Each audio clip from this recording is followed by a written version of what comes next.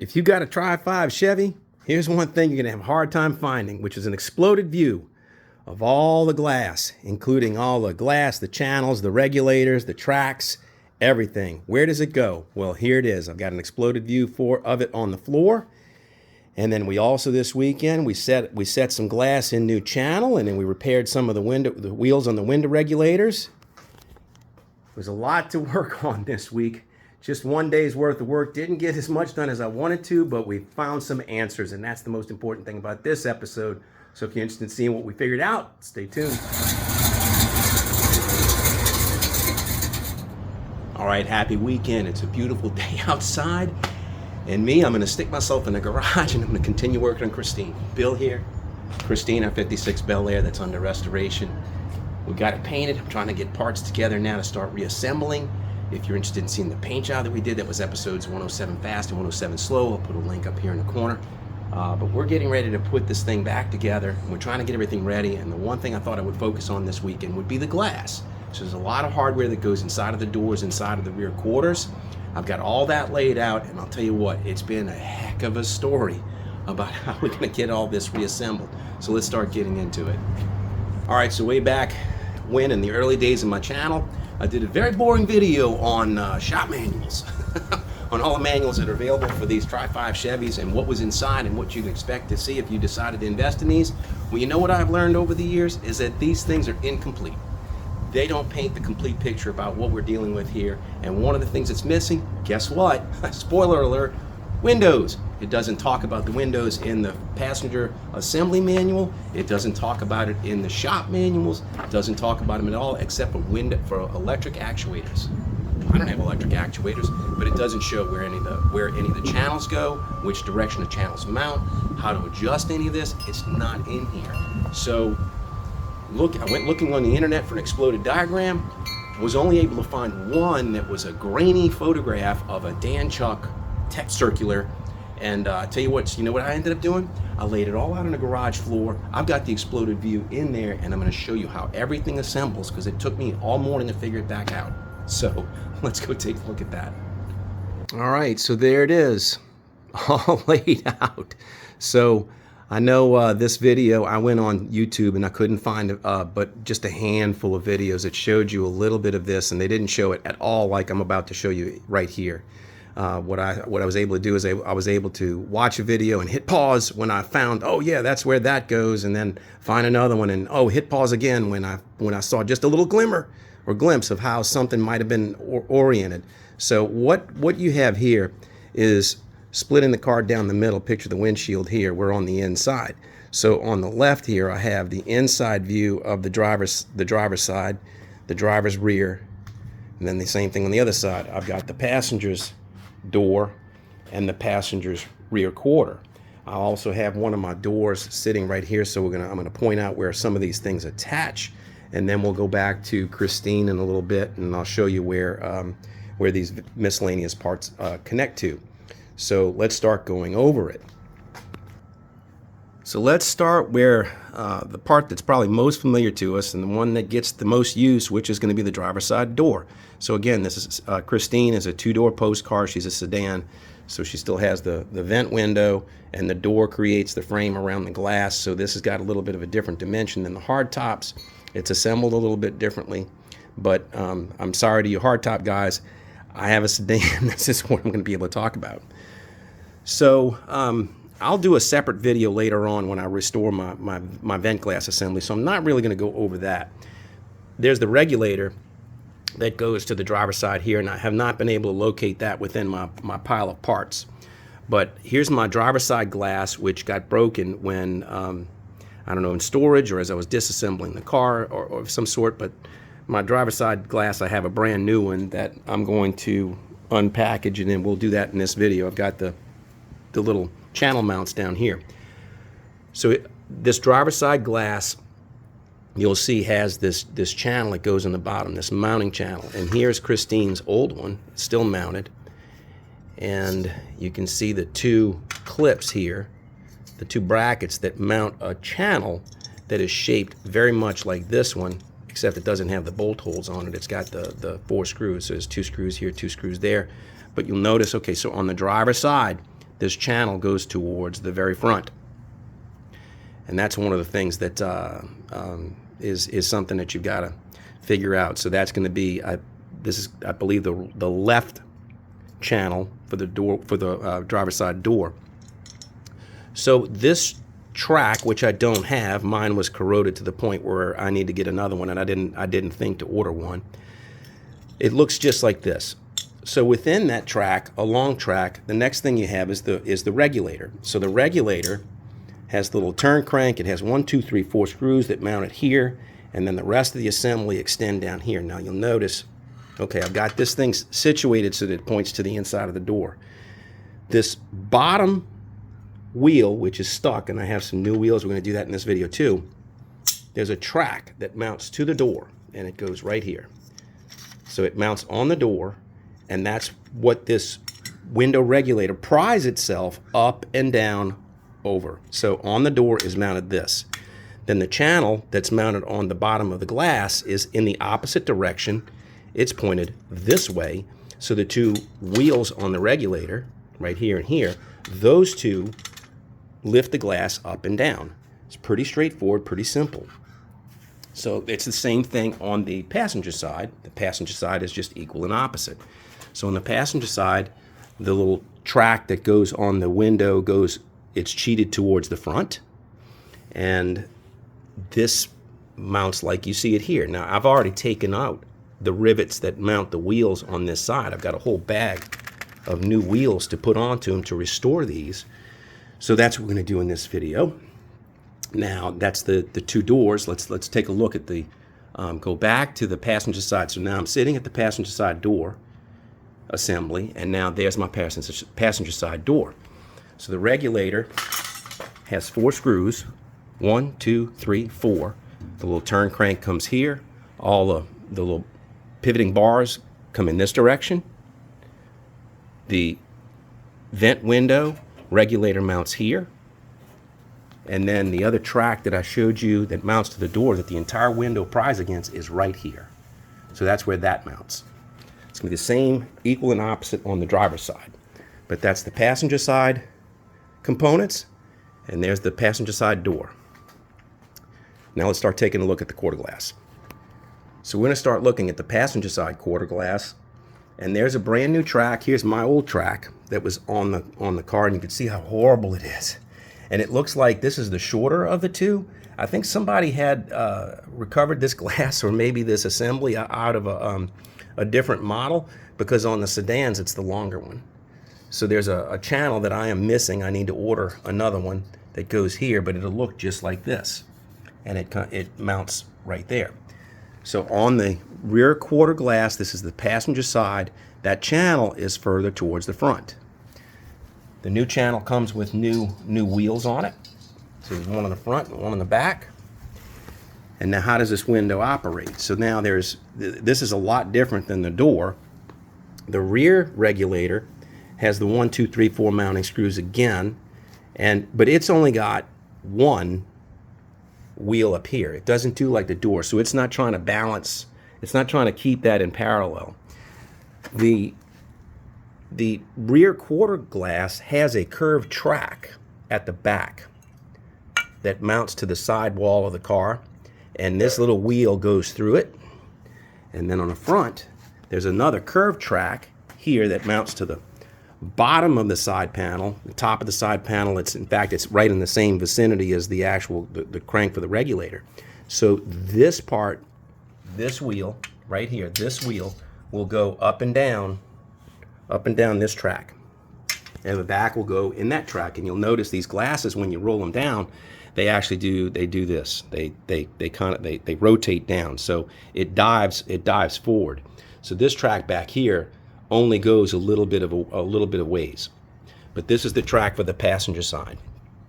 And you'll see on the passenger side, if it was on the inside of the car, it's sweeping down and forward. So now let's go take a look at the inside of Christine, and you can see where these things mount. All right, climbing inside of Christine, and she's newly insulated. Got my heat insulation on the ceiling, and I've got my heat insulation on the bottom. If you're interested in seeing that, I'll put a little link to that video. That wasn't too long ago. But here, all right, so we're on the passenger side, and you have 1, 2, 3, 4 screws. That's where the regulator goes. And then you got 1, 2, 3. That's that long curved bar. And then you have 1, 2. And that's that little C-section. And you can see why the glass rolls down that way. Because look, here's the wheel well. So the wheel well here, you've got the back of the glass is back here. So the back of the glass can only go down so much. So you can see that thing kind of cheats it forward. But the entire glass here, when you roll it down, it doesn't come down nice and flat. It's got this, you know, it kind of scissors down this way. Same thing on the driver's side. The driver's side's got the 1, 2 mounts here for that curved C-section. 1, 2, 3, 4 for the regulator. And then 1, 2 in the bottom, and a third for that long track. And that's it. So let's get into some work where we can start some restoration work, and I'm going to go ahead and I'm going to start mounting. I'm going to mount the channel pieces to the glass, and we'll see if we can't get that done. And we'll also replace those wheels and the wet regulator. So here we go. So I said to myself, self, they don't want to watch you pulling apart this window and getting that rusty channel off of it. Let me show you what I'm dealing with. This is ridiculous. This thing, I had to split it with the grinder. I just took a cutting wheel and split it here, and I've been trying to pry it off, but I've got nothing left to it. Look what was left. This thing, when this pulled off, it was all just goop. I don't know if it's a roofing tar or something that they used to glue this on, but the metal, there was nothing left to it. So I'm going to continue trying to pull this off, and then we'll go ahead and put that brand new bracket on. I'm not kidding. Watch this. I just got everything off. Haven't cleaned it completely, but I got everything off of it, and that's the new channel. You can see how much material there is here. I've sanded it, primed it, and painted it, and it's been drying. But look, this is what I pulled off. This is 100% of it. There is nothing in this pile that wasn't this and the sealer or the adhesive. That's it. This was junk. Holy cow. It's just ridiculous. All right, let me finish cleaning this up, and we can go ahead and talk about how we're going to put this channel on. Okay, I got it cleaned up really nicely. Took a little bit of razor blade, some lacquer thinner, a little towel, wiped it all down. Got all that goop off of it. I think that was like roofing mastic. Could have been something else. But so now I've got my channel. This thing came bare steel, and it already had surface rust on it, so I've already sanded it down, wiped it with lacquer thinner, primed it, and sprayed it, and then just coincidentally happened to have a silver paint, so it looks natural, even though nobody's going to see it. I mean, that was just total coincidence. I didn't plan that. I don't care if it was neon yellow. It wouldn't matter. So now as I'm getting ready to put this on, I want to show you something. So here is the edge of the channel and the glass, and you could see how much of a gap there is in this. So now the setting channel, or the material that they sell you to go in between here, this is one packet. So I got this from H&H Classic Parts, and this is glass setting tape for all GM products. There's the part number, so you can read that. But when I looked at this, I read online it's like a whole bunch of people having trouble getting their glass channel in, and they're saying, oh, soapy dish detergent water. But look at this. I just laid 2 layers of thickness in it, and it is super loose. So if that was a feeler gauge, we would say that that's no-go. So it's 2 layers. And it's going to go around this, so you can get 2 layers, and that's what this is going to be. So what I decided to do is I have some leftover 3M urethane seam sealer, and I'm going to use this to tack it in and fill in the gap a little bit, but not like it was before. You'll see this is pink because everything that was in this garage when I painted Christine, that red Exalta product just stuck to everything. So we're going to go ahead and I'm going to use this. I'm going to put a few little dabs inside of here to hold it, to tack it in place, and then I'm going to put a pretty good bit along the glass so that it fills the volume, and then hopefully that'll tighten everything up, and then once it sets, it's not going to go anywhere. So let's go ahead and do that. All right, so I folded it in half. Well, figured that's going to do well, so we'll just be able to go on the glass like this. And I'm going to put a bead of this urethane seam sealer there, and then I'll put some tacks in the channel. But this is the main place I want to make up to it. Oh well, scratch that. This thing, it won't move. I got everything unclogged and it just won't. I got the tip unclogged, I got this unclogged, but then this seems to be stuck.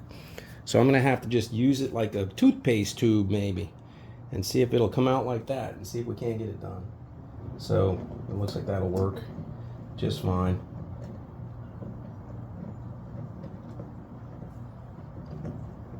That's what I get for using an old tube. There we go. Should be enough. And I want to put a couple of dabs in here just to make sure that it sticks. Should stick. It seemed like it was pretty sticky.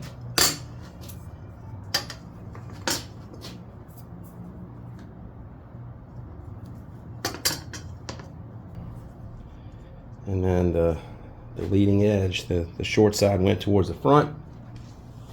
Let's get this on here. Get it set, tacked. And then we'll hopefully get that channel to push the goop out. We'll get a rubber mallet. All right. Ah! Made a mess. Get this on here. Center it as best I can. Just tap it.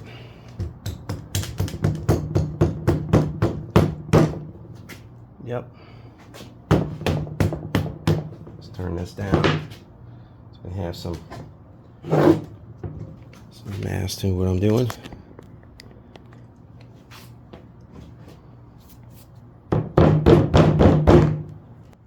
All right, there it is. Cleaned up really nicely. So I've got I've got 3 more to do. I'm not going to do those just yet. Let's turn our attention to one of those regulators. But now this one is done. So let's set it on the side and we'll move to the next step. All right, when you're rebuilding these regulators on these Tri-5s, they tell you don't order your little replacement wheels until you know what diameter you have, because they're all different. Well, at least on the window regulators, these are 5/16. So the little wheel comes, it's got a little 3/8 inch bore here, but you'll see it's a little step taper post, the rivet itself. So the post is 3/8 here, and it's 5/16 here, at least for this window regulator. So then this slips on, it's free wheel to spin. That little shoulder is a little bit past the wheel, so it gives a little bit of room to wiggle when you tighten this up. So I'm going to show you a trick to get in this rivet to lay down. Okay, so I didn't make this up, but this is on my bench. And what they tell you to do is, in order to get that rivet to fold over, is to cut across in it. So you cut 4 slots. Well, 2, depending on how you count. But 4 little notches in it here, you cut them. And I figured the easiest way for me to do that, I didn't want to put this in the vise, because if you put this in the vise, it's going to pinch and deform and change the shape of this aluminum, and it's probably going to mar it. So I didn't want to do that. So what I did is I took my drill, and like I said, it's a 3/8 inch shoulder. And why do I know that? Because I measured it in order to make this little jig.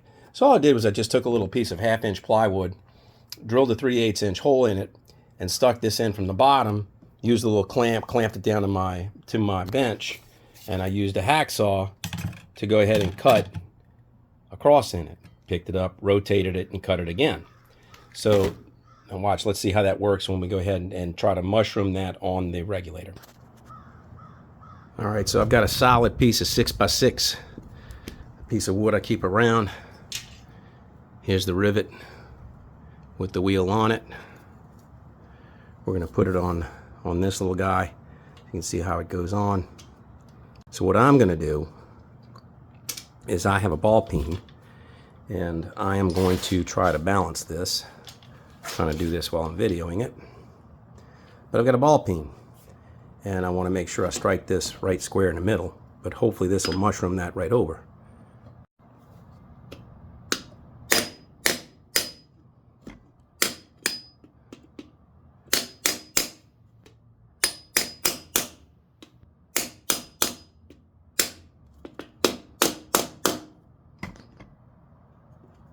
That's it. So it went over really easily. And that's locked in solid.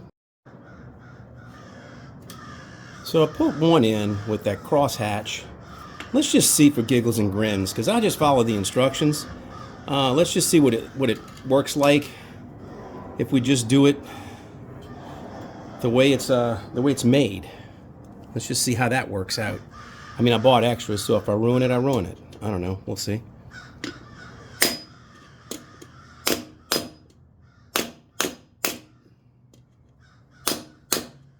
It's a lot harder. Oops, hit the camera. Oh, yeah, look, it breaks. So, yep, so that is the way to do it, is go ahead and cut that little notch in it, because it's going to split anyway if it's aluminum. All right, so let me finish putting this one in.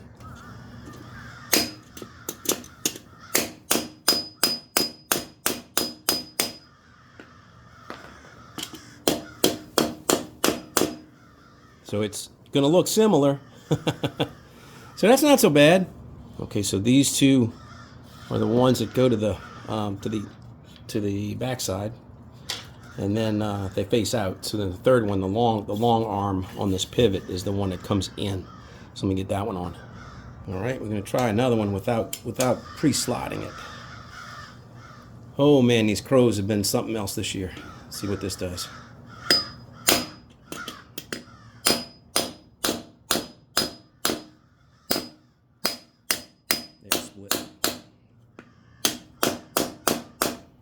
Half a dozen one way, six the other if you're doing it with aluminum. So, but it rolls freely. All right, there you have it. Everything's laid out.